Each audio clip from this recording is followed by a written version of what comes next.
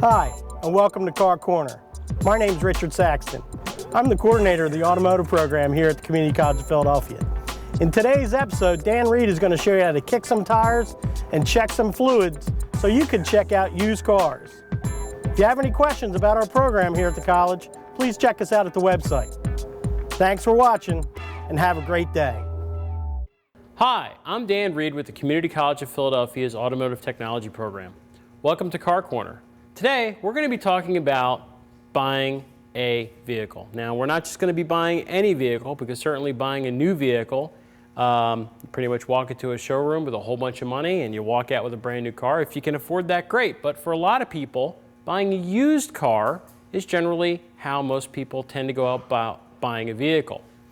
Now, buying a used car has its own set of rules. Some of those rules are different than in the world of buying a new car. Obviously, when you buy a new car, it's assumed it's a new car and it has no defects. It comes with a full manufacturer's warranty, and you pay for that. In the world of used cars, things are different. Items depreciate in value, and accidents happen and that type of thing, and that all devalues the price of the car. So when you're going to buy a used car, it's important to first inspect the car and figure out exactly what it is you're looking for in the way of the vehicle. But when you do that inspection, you want to be very, very careful, and we're going to cover some of those items today. But first, I want to talk about exactly where you can buy a used car and what some of the advantages are. Now, obviously, when you buy a brand new car, as soon as you drive it off the lot, that vehicle devalues, it depreciates in value, which is to say that its newness is worn off. And while we still would like to consider the car new, the fact is really after the car leaves the lot and gets a few miles on it, it's actually classified as a used vehicle. Now, it could be a low mileage used vehicle, and those can be found if you look hard enough and you want to spend the money. But the other reason is that obviously a used car is much cheaper for a lot of people. So that's one of the big advantages of buying a used vehicle. Another advantage of a used car is that while a new car is an awful lot of fun to own, the fact is that first dent or scrape that you get with that brand new car, that hurts a lot. So when you buy a used car, it's already got a couple little nicks and scrapes on it, and generally that amount of anxiety that you get from the first time you get dinged in the parking lot, you don't feel it as much. And that's actually kind of nice. You get to relax with the car a little more. So a lot of people ask, where can I buy a used car? And most people think that maybe something like a newspaper might be the only place to look. But the fact is that there's a lot of places to buy used cars. New car lots, new car manufacturers and dealerships will in fact sell used cars. Independent lots, there are also places to buy used cars. And then of course we have private sellers. That might be an ad in the newspaper, on Craigslist, or even a sale through eBay. Those have their own special rules, which we'll talk about in a minute. When you go to a new car dealer, the fact is they generally put the used cars out front. And the reason why they do that is because they try to just attract anybody. It's sort of like fishing. And they'll put the used cars out front.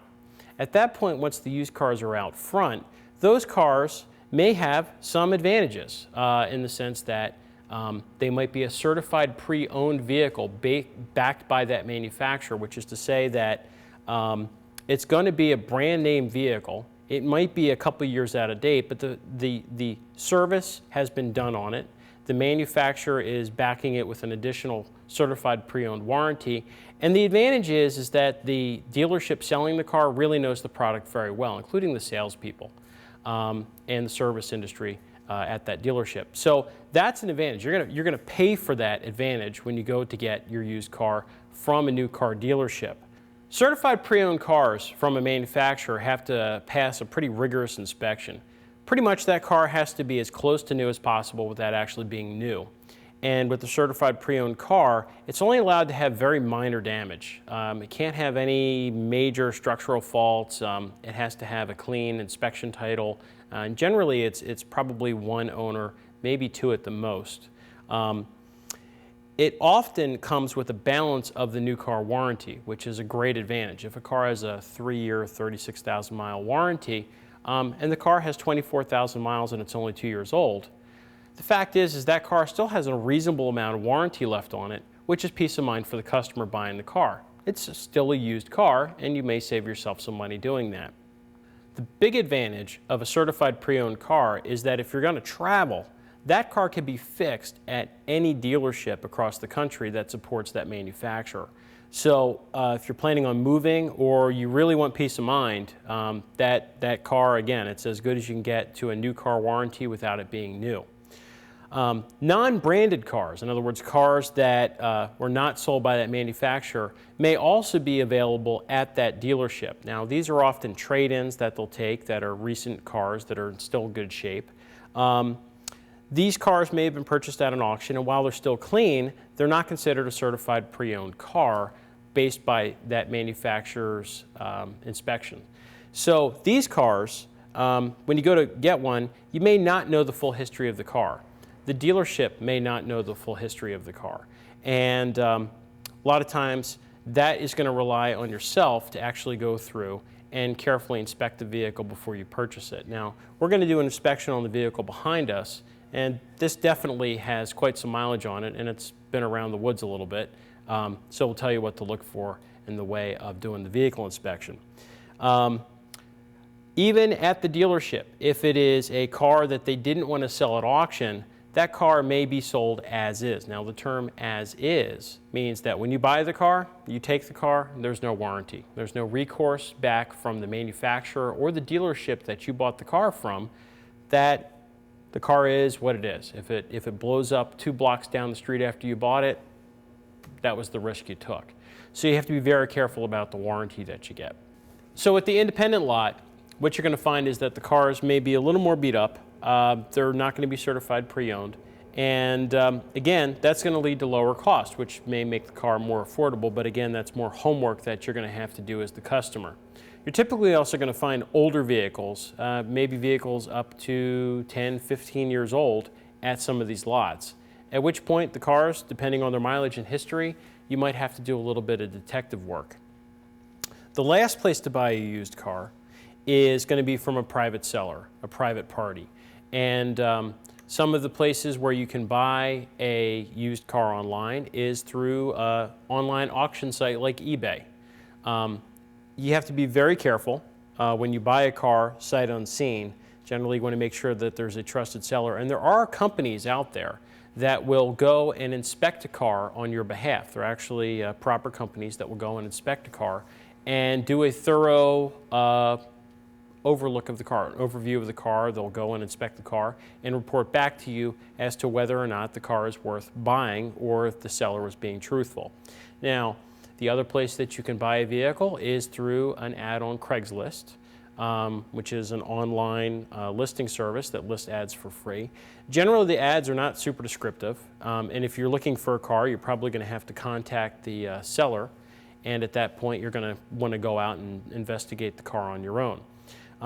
Just keep in mind that when you do go to buy a car that is through private sale, generally that car is sold as is. In fact, it's almost sold as is always.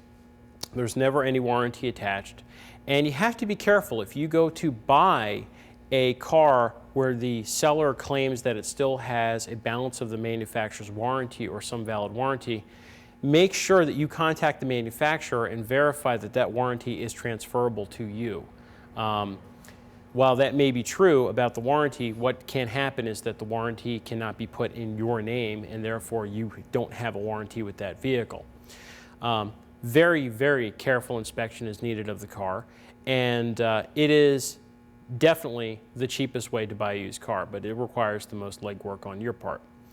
When you do go to look at the car, make sure that you check to see that the title is valid and that the car is being sold by the person who actually owns the vehicle, not by somebody else trying to sell the car. You certainly wouldn't want to buy a stolen car. Show you how to prevent that from happening. You're going to have to investigate paperwork to try to find out about the car's history and, of course, why the customer is selling the vehicle. Now, in terms of buying a used car, the question comes up, what's a good used car to buy? Well, you can ask family or friends of vehicles they know about or experiences they've had. But one of the places that I like to direct people to is every year consumer magazines like Consumer Reports put out a list of what's considered good used cars and used cars to avoid. They don't really call them bad used cars, they just call them used cars to avoid. And that's a good place to look. And it may also kind of direct you a little bit in the sense of what are the needs for the vehicle, what are the needs of your family, why are you buying a used vehicle, what are you expecting out of it, what are you going to use it for. If the car you're looking for happens to be on that list of used cars to avoid, and you have your heart really set on that particular vehicle, just realize that you can certainly still buy that vehicle, but there may be expensive problems associated with it. And as long as you go into the purchase as an educated consumer and you know what you're looking at in the way of cost of that vehicle, it can make that purchase a little bit easier to do. So once you've picked a car on the list of good cars to buy, you're going to look at possibly the safety of the car, what the safety ratings of the vehicle are if you're going to put your family in it. The website to go to for that is safercar.gov, and we have that up here on the computer screen. And the great thing about safercar.gov is that it is a government website, so they don't try to sell you anything. The other thing is that they will have a listing of safety recalls for the vehicle. Now, all manufacturers have cars that have recall concerns. There's also technical service bulletins, and what a technical service bulletin is an issue that doesn't really warrant a recall. Recalls are safety or emissions faults that have to be repaired for free by the dealer. Even as a used car, the car still, if it is recalled, it has to go back to the dealer. At that point, when the car is recalled, the faulty components are replaced at no charge to the owner, even the current owner of the vehicle. So if you are the third owner of a car and it comes up as a recall, you get that recall fixed for free. That's a nice feature. And you can actually check for those recalls with this website, safercar.gov. They will also list any safety concerns. They'll show you the crash test ratings of the vehicle if that's important to you. So it's a great resource, and it's free. It's completely free to use. The other thing is you want to go in knowing the product. Now that we know the car, we know that it's a safe car and it's a used car that we want to buy, what we're going to do is we're going to look and see what the approximate cost of that car is. We're going to see what kind of features were available on that car for that specific year. And cars change each year. They change a little bit each year. Now, a manufacturer may keep a certain model, style, for 4 or 5 years, and then they'll generally change it after that point. So there may be a difference in the years of the cars that you're looking to buy. So if you're going to look for a specific value of a car, one of the websites I like to go to is Kelley Blue Book, kbb.com. Now again, this isn't going to cost you anything to go look at, and there's other websites such as Edmunds and NADA used car guides. But the nice thing about the Kelley Blue Book is that you just go in and you say, I want to buy a used car. How much should it cost? So let's just pick a car here. Let's say I'm going to go buy a used car. What should I pay for?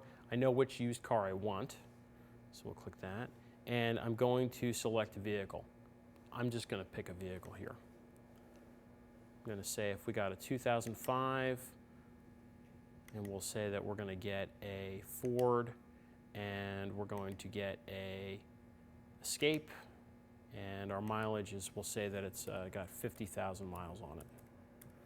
Okay, and we'll go and we'll tell the computer that that's what we're looking for. It's going to come back and it's going to ask a zip code.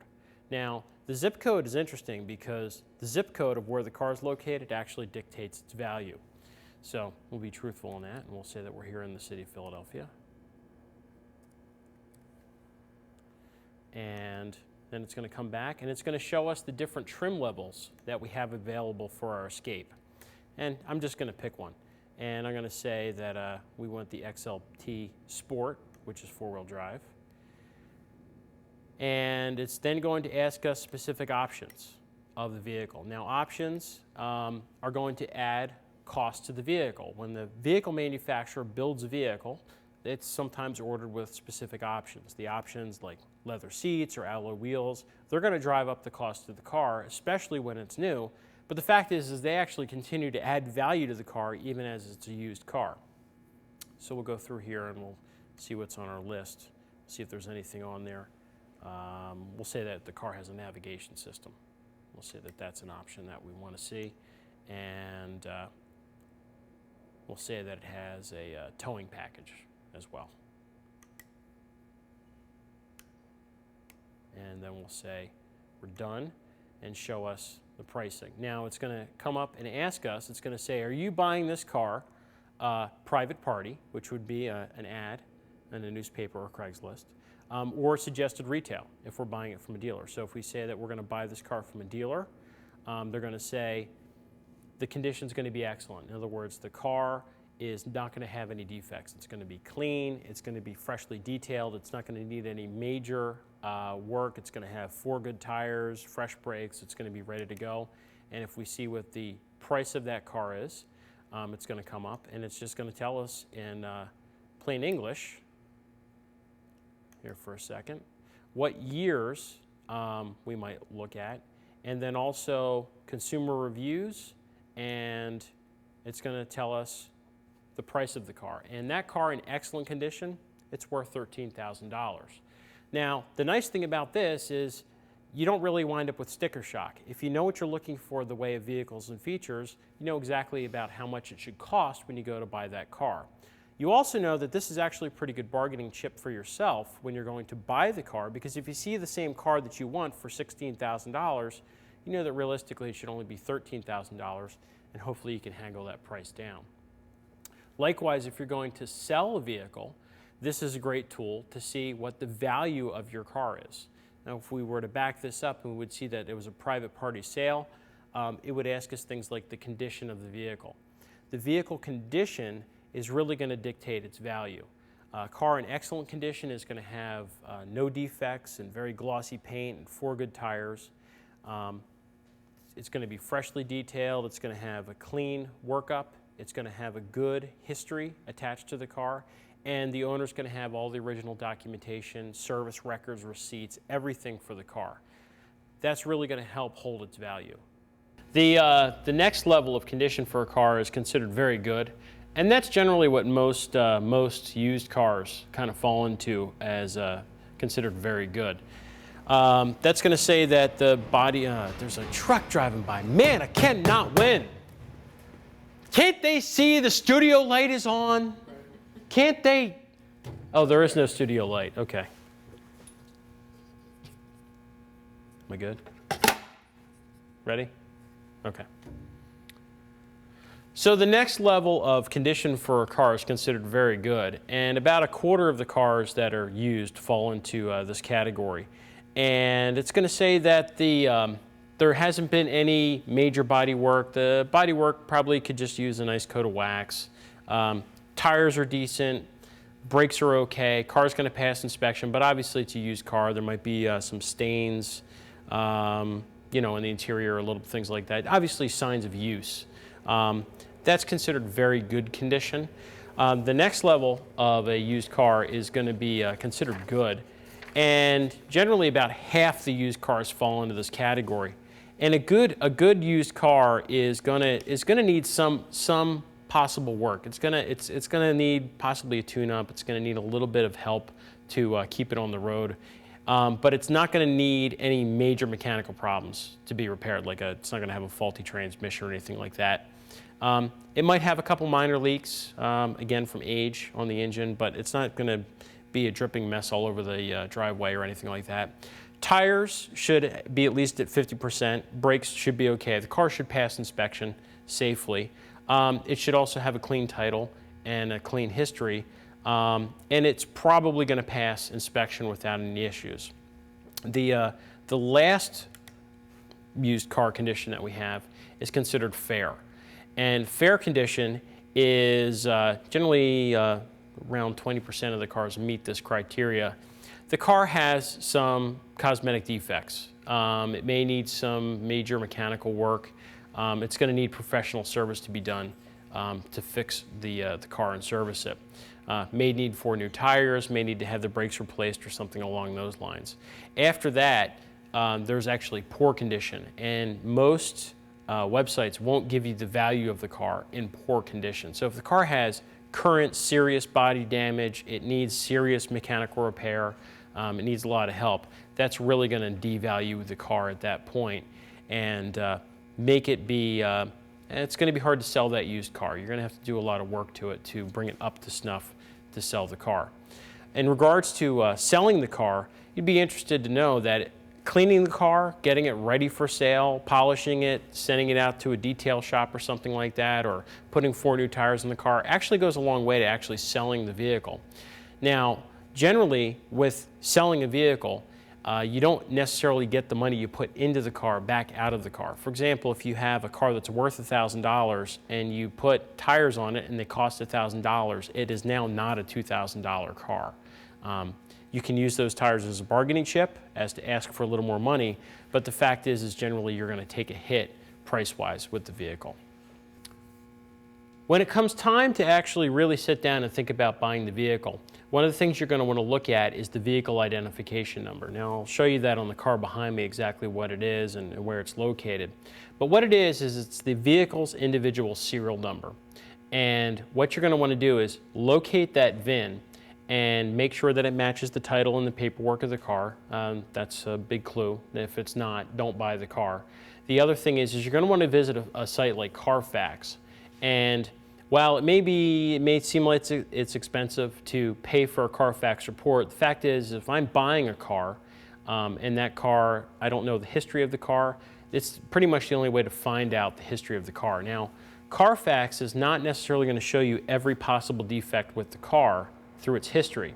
It's only going to show you events that have been reported, police reports, accident reports, insurance reports, that type of thing. It's not going to tell you whether or not the car's had every individual oil change done. It's not going to tell you, if the car had 4 new tires put on it, that type of thing. But it's going to give you a general good overview of how many owners the car's had, what the true mileage of the car may be, and it's worth a lot of peace of mind to actually go ahead and spend the money involved in getting a Carfax report. A lot of used car lots, used car dealerships and things like that, they will offer you a Carfax report on the vehicle. And it's important to look carefully at that report.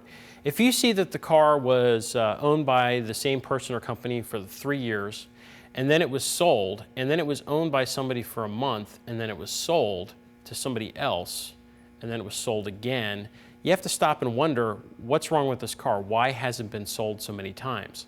Sometimes maybe it's because the second owner couldn't afford the car, they couldn't afford the payments.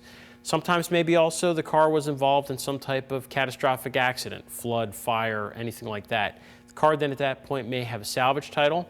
And the other thing you want to be careful about is making sure that that car has not been transferred to another state and then back here again. Now the reason why they would do that is a process called title washing. And title washing is taking a car that's been salvaged, say here in Pennsylvania, and then transferring the title down to Texas. Now, just as an example, I don't know what the law is down in Texas, but if the car was suddenly transferred to Texas and then suddenly it shows back up here in Pennsylvania after a month, what happened is that title got transferred down to Texas, where that salvage title was removed, and then it was resold back here in Pennsylvania as a reconstructed title or as a salvage title or something else where they could actually sell the car again after a flood or fire, catastrophic damage. So that's what Carfax is really useful for. The other website that you can check is vehiclehistory.gov. Now again, this is another government website, and it's very affordable. And what this allows you to do is check to see if you're buying a stolen car. Because it's a government database, what it's going to allow you to do is do a nationwide title check to see if that car has ever been reported stolen. If the car has been reported stolen, obviously don't buy the car. The fact is that getting a vehicle history report from vehiclehistory.gov, I think it costs it's under $10. It's a great peace of mind if you're going to buy a used car and you don't know anything about it.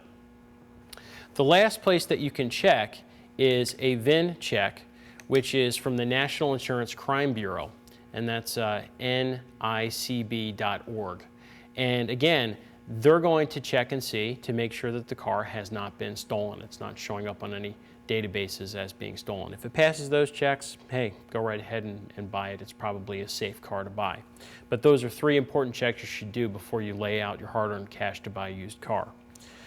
All right, let's take a look at the car behind us, exactly what you should be looking for when you actually do inspect the car.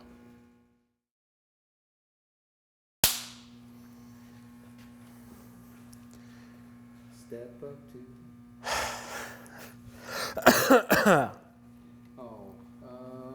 What? Are you okay with the mic wire? Is that showing? Put that in his pocket. I got it. I got it. Nobody has to put their hands in my pocket. It's okay. I'm good. How's that? Is that better? That's good. That's good? Okay, you ready? All right. So, our used car that we have on the lot today is our 1997 Subaru Legacy Wagon, which is the Brighton model. And I'll note that that's the base model of features. So this car is not feature heavy, which lowers the price a little bit. It's got about 111,000 miles on it, so it's got some real world miles behind it. And when you go to look at the used car, first of all, if it's a private sale, you might be going by yourself. Please bring somebody along with you. It could be a mechanic, could be a friend, could be anybody along with you, but it's always good to have a second set of eyes on the car. If you're going to look at the car and it's at an independent lot or at a new car dealer selling used cars, you still might want to bring somebody along.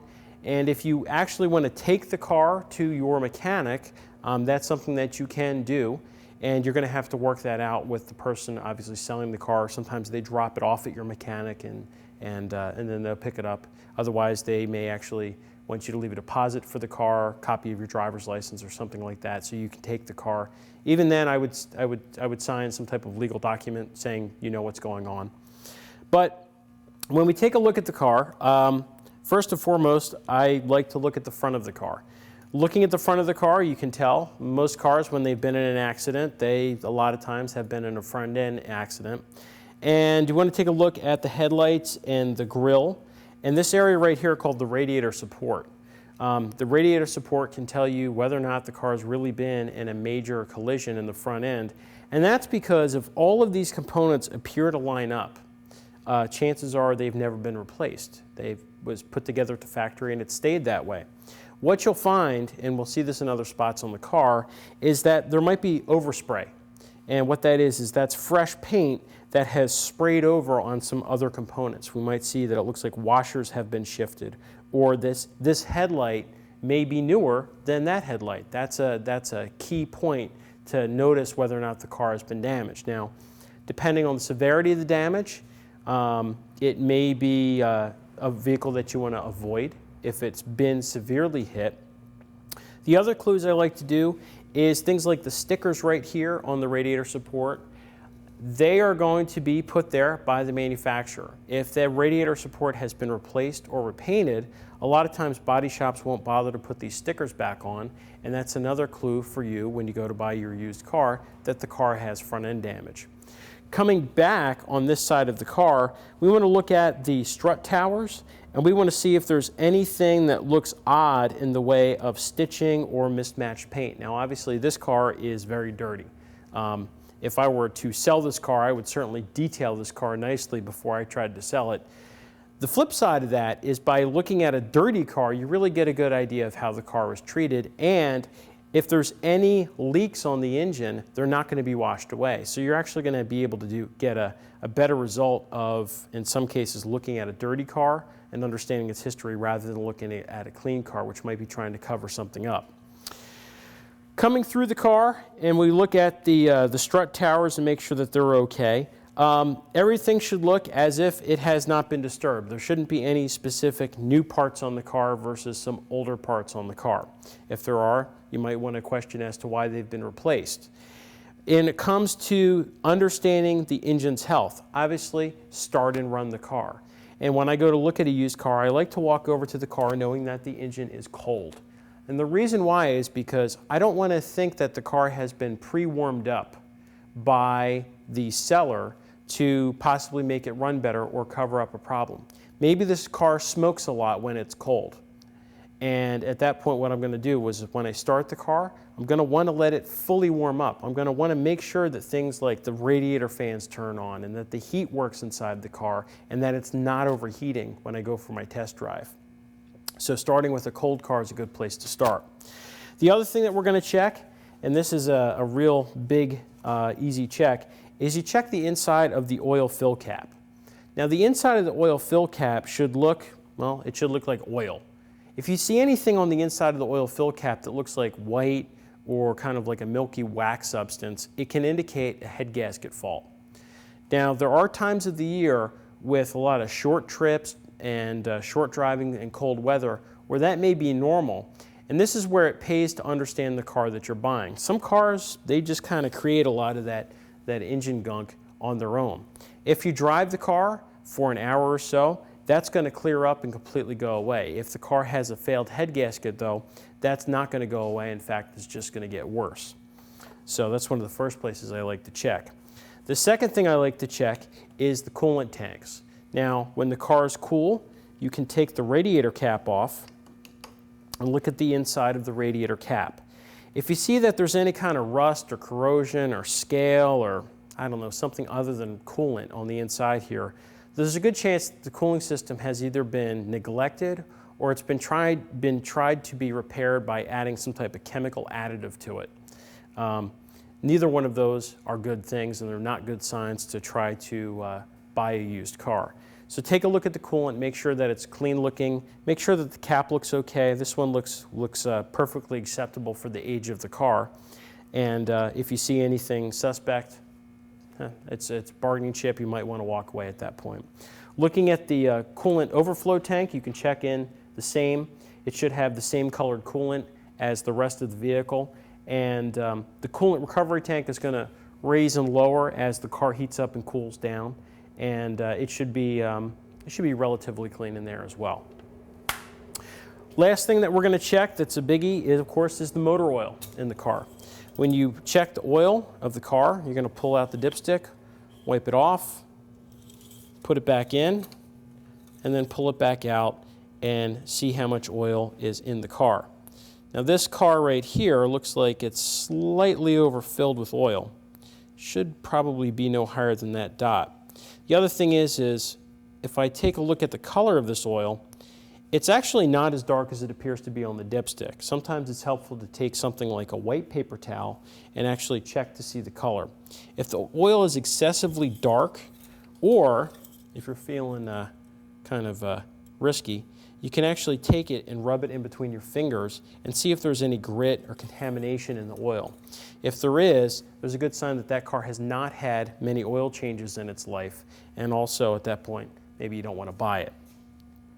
If we take a look at the dipstick and we see that there's any type of corrosion or baked on, it almost is going to look like coal or burnt toast sometimes stuck on the dipstick tube, that's a sign also that the car has been possibly overheated and not had regular oil changes in its life.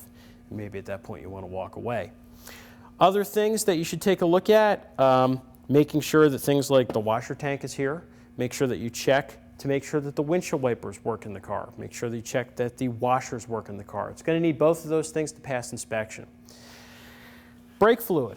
Brake fluid, when it is used, is going to be kind of a dark brown color. So back here at the brake master cylinder, I'm looking at some fluid that probably is due for a change. It might be the original fluid, and it's a sign that the brakes might be in need of some fluid service. Now, later, if you want to, you can take the wheels off the car, inspect the brakes and that type of thing of what a car is going to do to pass inspection. A lot of times, though, again, if it's an independent lot or it is a new car dealer, they'll guarantee inspection, at which point you almost don't have to worry about doing that unless you want to do it just for your own curiosity's sake. All right, so again, you want to take a good overview, look at the car, make sure there's no leaks, nothing out of place. You want to start and run the car. Good thing to check is also the battery. Make sure that our cables are clean and tight. Well, these are tight. I wouldn't definitely say that they're clean. In fact, they're pretty corroded, so that could affect the starting ability of the car. Car's probably going to need a new battery. Something to think about when you're talking about price and haggling. All right, so let's take a look down a little further down the side of the car and we'll see some other clues to look for. So now that we've looked at the engine compartment of the vehicle, we're going to start to inspect the body of the vehicle a bit. And we're going to start by looking at the vehicle identification number, and that's the VIN. Now this is a 17-digit code that's the exclusive serial number of this particular vehicle. And it's going to be stamped in 3 places on the body. It's going to be visible usually through the windshield on the dash, and that's usually a plate that's riveted. It's also going to be available to see somewhere underneath the hood. Now this particular vehicle has a nice plate or decal riveted here on the strut tower, but on other manufacturers sometimes the VIN is stamped into the bulkhead or firewall of the vehicle. And that's one of the ways that you can tell that the car has not been chopped or stolen. Believe it or not, some people will actually grind this serial number off and replace the dashboard from another vehicle to try to clone the car and make it something else that it's not. So always make sure that you check for both VINs. There's also a third VIN on the vehicle that is hidden, and in fact it's used strictly by law enforcement for things like theft recovery, fire recovery, disasters and things like that. So that's the third spot. We don't know about that one on this particular vehicle. Every once in a while when you work on a car you come across it, and it's pretty interesting when you do. Another thing that we have, which is a good sign, is that the fender of this vehicle is stamped with the manufacturer's stamp. So this is an actual Subaru fender. Now this fender has a small dent in it, and well, it's a used car and that happens. We might be able to pop that out. But the fact is this is an original equipment fender. This fender has never been replaced. And so the paint on this fender is probably the original paint. The corrosion resistance of this fender is probably pretty good. And it's just nice to know that that's an original equipment fender. Moving farther back a bit, we can see that there's, looks like this car is parked under a tree for quite some time. Well, it's not a problem. It's one of those things that you're going to want to pay attention to because this stuff can build up in the cowl area of the car, cause windshield leaks and interior leaks and things like that. The other thing is that this material building up in here can actually cause the internal frame and cowl area of the car to possibly rust or corrode over age. So generally you want to, again, properly clean that up if you're going to sell a car, and if you're going to buy a car, it's something you want to just think about. Moving back a bit further, we have our A-pillar on the windshield. And looking at the windshield itself, if the car has relatively low mileage and it was driven around town, the windshield shouldn't have a lot of pockmarks or sand damage from high-speed runs on the highway. Same thing with the A-pillar and the mirror right here. All of these surfaces should be fairly clean and undamaged. If you see any kind of buckling or warpage here, there's a good chance the car may have been in a serious accident.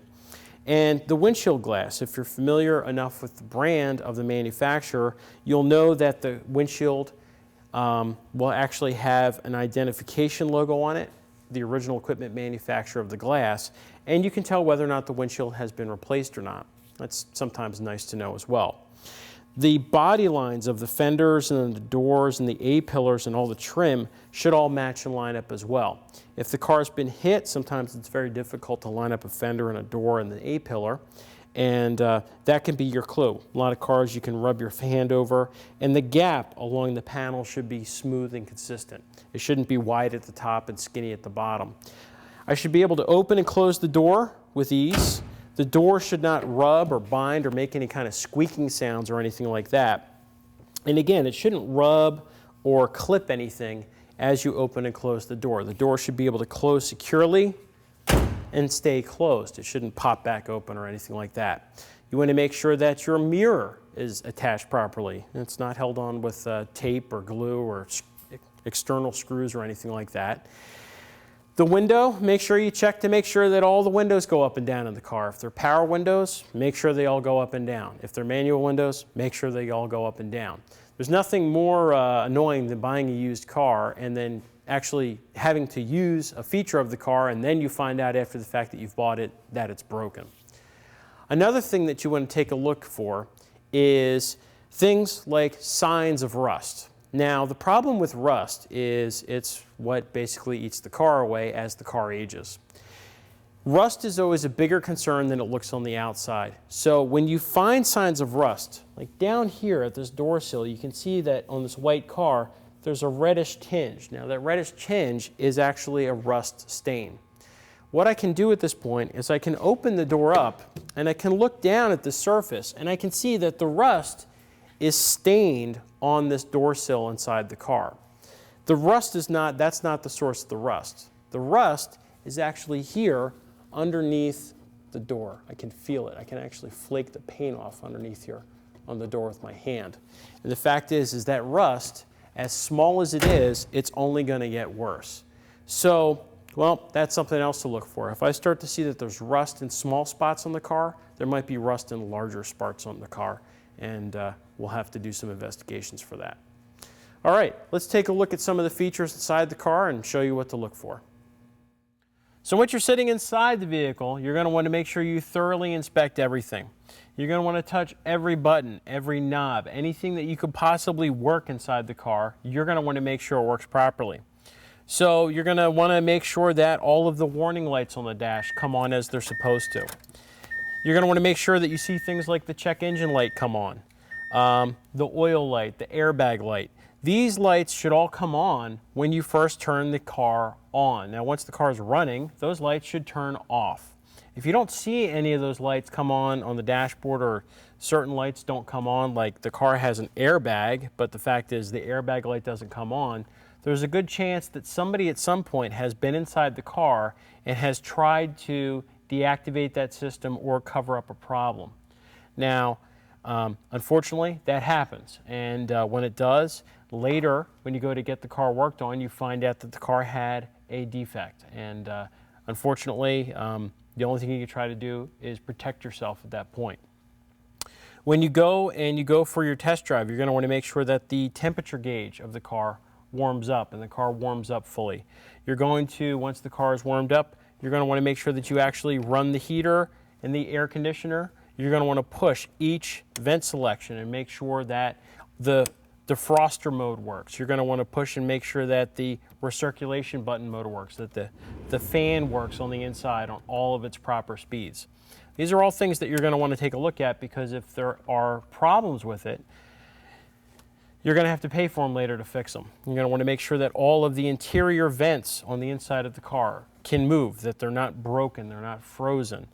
The hazard lights, you're going to want to make sure that the hazard lights work. You're going to want to get out and make sure that all of the lights work all the way around the car. So you're going to want to turn on the headlights and the turn signals, high beams, low beams, everything. You're going to want to make sure everything's functioning. You're going to want to turn on the windshield wipers and the rear defroster. Check the horn, radio.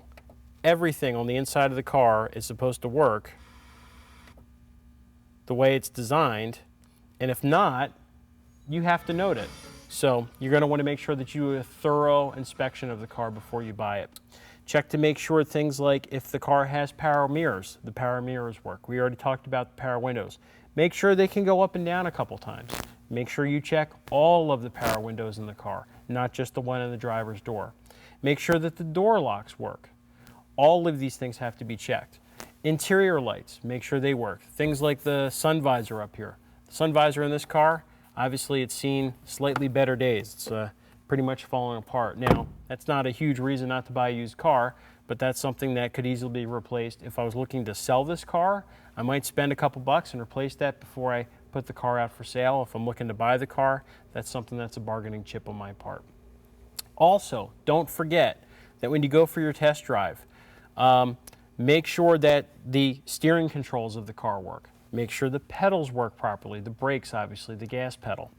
If the car looks like it has very low mileage on the odometer, and you look down and you see that the pedals are worn on the car, or there's a lot of wear on the dashboard. Sometimes people will actually wear grooves in the steering wheel from handling the car for a long time. Those are signs that the car has high mileage, not a low mileage car. So sometimes you have to be detective and use your skills to find problems. The other thing is that's kind of nice about this vehicle is it looks like the person who had this vehicle never smoked in it. This car doesn't have a single ash in the ashtray, and that's actually a big selling point in a lot of cars. People that aren't smokers don't want to buy a smoker's car. Likewise, along those lines, you're going to want to actually check and make sure that the cigarette lighter functions in the car. While you may not be a smoker, the fact is you're probably going to plug in your cell phone or other accessory and make sure that the cigarette lighter works. Another big perk is to make sure that the car comes with the factory documentation. This car has the owner's guide and all of the service materials that came with the car when it's new. You know, that's nice to have. More importantly, tells you everything you need to know about the car, how to actually drive the car, what all the features and functions are. And if you don't have that information and you're buying a car, I don't know how you can buy it, because the fact is you're not going to know how to use it completely. Other things you're going to want to check is the seats. Make sure the seats are comfortable. Make sure there's nothing poking you in the back. Make sure the seats can move back and forth and that they're bolted down securely. So when we come back, we're going to put the car on the lift and look at the underside of this. So before we pick the car up, I just want to talk about this specific corner of the car because it tells an interesting story. What we have here is I can tell that this car has been hit and repaired. And one of the clues that I can use to tell that is that the paint necessarily doesn't match very well. The texture of the paint does not match between the bumper and this rear quarter panel of the car. The other thing is when I run my hand across the surface of the car, this paint feels very smooth and glossy, and then down here on the corner, where the corner is, the paint starts to get a little rougher, and that's because when they resprayed this section of the car after an accident, they did something known as a blend, which is a process of basically trying to mist the paint to blend in the rest of the car so they don't get a harsh line. Now there are some harsh lines on the car, and they can be problematic. Namely, here across the top of the car, we see some paint is flaking away. Well, I just made it flake a little worse, didn't I? And that's because when they resprayed this, they didn't take this trim off. Now, normally a typical body shop, you know, they're not going to go that far into it unless you really get to a really good expensive body shop. But they're going to put a piece of tape across here. When they respray the car, they're going to lift the tape off. And what that's going to do is leave a thick edge. That edge over time, especially being right here, is going to be exposed to the elements. Maybe somebody was chipping ice off the side windows or something, and it's going to start to eat away at this paint. And that's what this chipping surface is right all along this entire piece, is it's starting to chip away at this edge. The other thing is if I look a certain way in the light, I can see that there's particles of debris trapped in the paint. Now that's usually a process of when they resprayed the car, there must have been dust particles or something like that in the air, and they actually get trapped under the paint. Now normally when a car is new, the paint process is literally done in a clean room by robots. So the paint on a brand new car is flawless.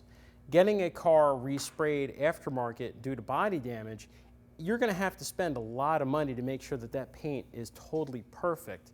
And if you go to a budget shop or something like that to try to save some money, you're going to wind up with kind of a half-done job. Looking farther down, I can see that there seems to be this piece here, but what this actually is this is actually a crack in the bodywork. And a neat trick you can do is if you take a small piece of flexible, thin kitchen magnet, if you put that anywhere on the body of the car that's steel, it should stick. And that's because the steel is going to be magnet's going to be held down by the steel. If I move this anywhere else, like over this spot where it should be steel and it doesn't stick, it's because there's a layer of body filler right here. So the car was probably hit somewhere around this area. I can go and even look a little further to try to figure out exactly what happened with this vehicle. I can open the fuel door and I can see on the inside here there's actually chipping paint right there. So again, they didn't bother to spray the inside of the fuel door. They just kind of masked over it, sprayed over it. And what's happened is over the years of people opening and closing this, putting fuel in and out of the car, the paint is actually starting to chip away here. Another clue that we have is when I open the door. Let's take a look inside. So on the inside of the door, this area right here has been resprayed of the car. Now, I've got a couple big clues here. Namely, I've got more paint chips right here where this plastic interior piece lines up against the car. The big clue is that I see some white overspray right here. Now, what happens is when they resprayed this, they didn't bother to take this trim off, and what they did was they put masking tape around here. They tried to fold it back or trim the edge, and when they resprayed the car, some of the paint slipped under the tape. That's a huge indication that the car has had some type of accident damage repaired, and more importantly, I also see a big rusty crack right here, right on this area, and it looks like there's actually some rust starting to bubble and form underneath a piece of trim that used to be here. So these are all signs that the car at this point has been hit and resprayed. If we look farther down, I can see even further proof that that's happened. Right here between the front and the back doors of the vehicle, I've got the huge clue, which is that my pinstriping, which was painted on by the dealership, ends, and it doesn't continue down the rear of the car. Now on the other side of the car, this pinstriping is still completely intact and it runs down the other side of the car. But here it ends. The other thing I have that's a big clue is that the finishes between the front and the back door completely don't match. In fact, they're slightly different colors. Even though this door is dirty, it's a brighter white than this. This is more of a cream color, this is more of a bright white. And that happens because when body shops try to paint a car, sometimes color matching is extremely difficult, and what you end up with is a car that doesn't match colors. Sometimes they'll try to do a blend somewhere between the back door and the front door, but this body shop didn't. They just sprayed the car up into this point, and consequently what we also have is we have different finishes. This could be polished to a nice buff gloss. This right here cannot be as glossy. I could put a nice coat of wax on it, but the fact is it's going to oxidize very quickly, and it's going to not match this back door and the rest rear quarter of the car. So right there, that's a huge bargaining chip on your part if you're going to buy the car, that you can use a little bit of detective work to say to the customer, hey, what happened to this car? It looks like it got hit. This paint doesn't match. I see problems with some paint chipping and things like that. What's the story? So now that we've looked at the outside of the car a little bit, let's take a look at the underside. Now that we're going to start to look at the underside of the vehicle, you want to make sure that it has the proper wheels and tires, and that the wheels are the correct ones for the vehicle. These are the factory wheels, and obviously they're quite corroded and fairly beat up, which doesn't make them look very good, but they're still okay. Tires. Tires can be an expensive cost to a vehicle, so you want to make sure that you inspect the tires carefully. Make sure that the tires match. Your car should have at least 2 matching tires per axle. And that's to say that you can have different tires up front that you have in the back, but don't have 4 different tires on the car. That's really a sign that the car may have had some type of tread damage or something like that that the seller's trying to cover up. The other thing is you're going to want to take a good flashlight, and by being on the ground, you're really going to want to look up underneath the car for any kind of hidden rust or damage to the suspension system, or in this case, the fuel filler neck, which unfortunately is fairly common sometimes for Subarus. So you want to make sure that you take a good look at that, and you don't see anything that it winds up being a surprise. You know, you could do this with the car on the ground. I've seen people use a mirror and a high-power flashlight to shine some light up in there and try to see what's going on without actually having to get the car up in the air. So let's take a look starting at the back of the car from the underside, and we'll move forward. Looking under the car, I can see a couple defects right here. One of the first noticeable things is that this exhaust bracket right here is pretty rusty. This is probably the original exhaust on the car, and at the age it's at, it's due for a replacement. But I see a bigger problem. I can see a number 2 right here, and then over here on this side, I can see 97. And if you notice, it's kind of written with like a paint magic marker. And typically when we see parts like that in the industry, it's a sign that that part has come from a junkyard or a recycler. Now, I'm not 100% sure as to why this rear beam has been replaced, but it's definitely a junkyard replacement part. Maybe it was from that accident. Maybe this piece got bent or twisted up, and at that point it had to be replaced. Now, if I had never picked the car up, I would have never seen that underneath the vehicle. And typically that's pretty common of a lot of yard parts. They're either going to have a white or yellow marker on them. And anything, part number or anything like that, year number, that way the person at the yard, when this is sitting on a stack of other parts, they're going to know that this goes to a 97, and it makes it easy for them to just grab the part and then put it on the car. Some other things that we see down here is I have a leak occurring here at my rear differential. It could be a seal leak. Doesn't look like it's leaking from the axles. It could be leaking from the back cover. Now, the danger of that is if I just drive the car with this leak, this is an all-wheel drive car, and it relies on that differential to drive the back wheels through the transaxle. If I ignore that concern, that could very well actually be a very expensive component to repair. Coming further up, I can see that the leak is actually pretty profuse at this point. It might be leaking out of this end seal right here. So this whole differential unit may have to be resealed. And that would be an expensive repair if I was just buying this as a cheap economy car. There's no way to just disable this and just drive the car on two-wheel drive. This has to be fixed if you're going to drive the car on the road. Further up, I can see that I have some corrosion issues, again with my exhaust system indicating it might need to be replaced. Other than that, as I move forward in the car, I don't really see anything indicating major damage to the floors. It doesn't look like anybody drove over anything. One of the things you're going to want to look for is a fresh area of undercoating spray, which could be used possibly to cover up, again, damage to the floor. You want to look underneath the vehicle and make sure that the floor isn't patched with things like wood or road signs. I've actually seen both as ways to repair damaged floors in cars, neither of which is a very good repair. The floors, if they do have rust, that can be cut out and replaced, but it has to be done properly. Obviously, you don't want to fall through the floor while you're riding in the vehicle. Let's move forward.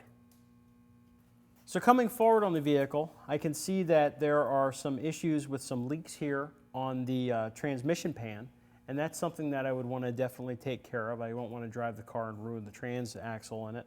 And I can also see it looks like there's some contact area here with some of that undercoating that I talked about. I don't know if they're trying to cover anything up here or if that's just fresh damage. Maybe it's a scrape, maybe it's from somebody else having jacked the car up, but that might warrant some closer inspections. So up here at the front of the vehicle, I can see my first big clue, which is there's an oil drip, fresh oil drip ready to fall off the oil pan. That could be from this drain bolt, or it could be from further up on this side of the engine. It looks like there's a more severe oil leak. I can also see some signs of what looked like a little bit of green crust, which would be an indication of a coolant leak. So those are both items that you're going to want to take note of. The hoses as well, up underneath here in the front, some of that oil has dripped onto the cooling system hoses, which is going to cause them to break down and fail. So before I bought this car, I would definitely want to know what I was getting myself into. The other thing is when you actually do go to purchase a car, make sure that you do get a contract. You can find contracts online for free, and they should be filled out properly with both the buyer and the seller's information, as well as the cash value of the vehicle, the date of the sale, the mileage, and that type of thing. That is a legal document, and you might also want to make sure that you put on there that there is no warranty expressed or implied or something like that along those lines, so the customer who buys your used vehicle understands exactly what they're getting, and you're truthful in selling the car. Well, I'm Dan Reed. Thanks for watching Car Corner. Drive safely.